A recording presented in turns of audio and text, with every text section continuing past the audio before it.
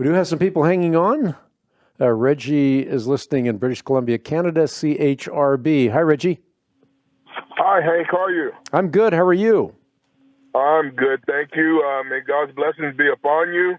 I really appreciate what you do. I've got a question. I was sitting here talking with my nephew, and he's recently converted.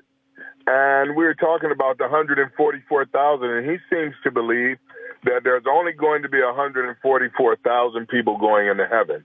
Now, could you explain about the 144? And also, there was someone that looked over, was allowed to look over into heaven, and he said that he saw a number that there was too many to count. Is that correct?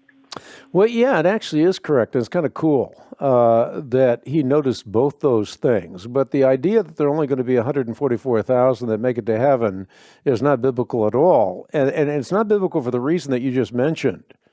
The 144,000 is related to a great crowd as well. And let me cash that out for you.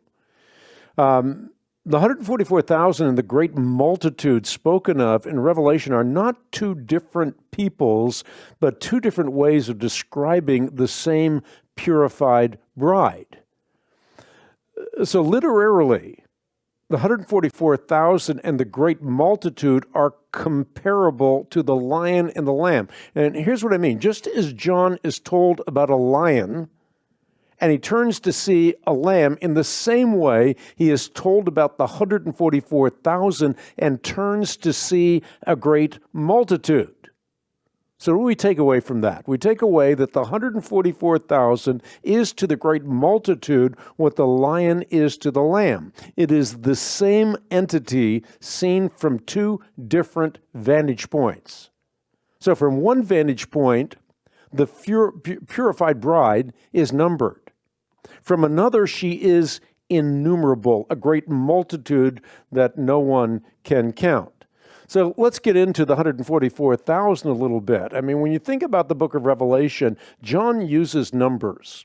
His favorite number is 7. Among the favorites is 12, and multiples of 12. 12 times 12 is 144.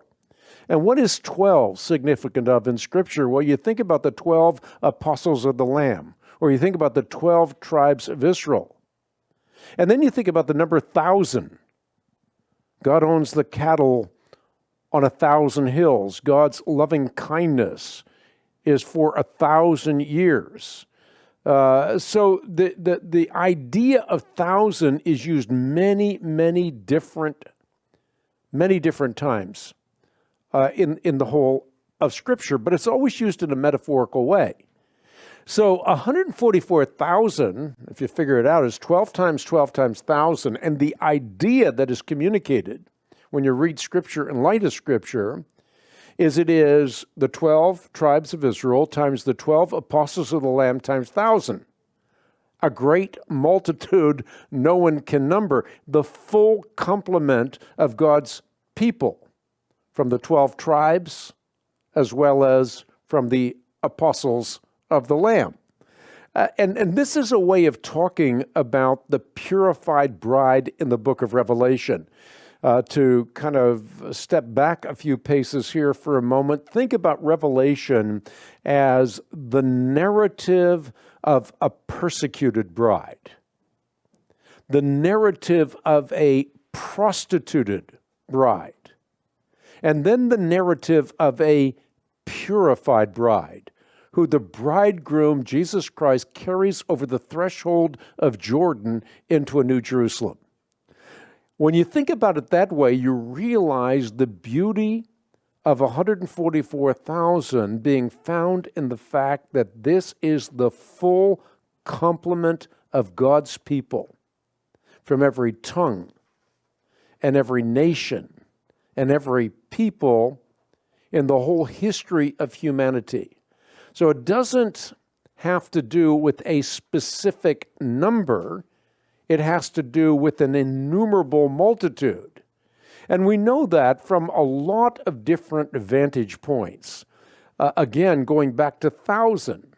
When God says he owns the cattle on 1,000 hills, you don't count up to 1,000 hills and say God owns all those cattle, all that cattle, I should say. But you say God owns everything, because you immediately recognize the meaning of the metaphor. And so, again, this is the full complement of God's people. It is not meant to be boiled down to a specific number.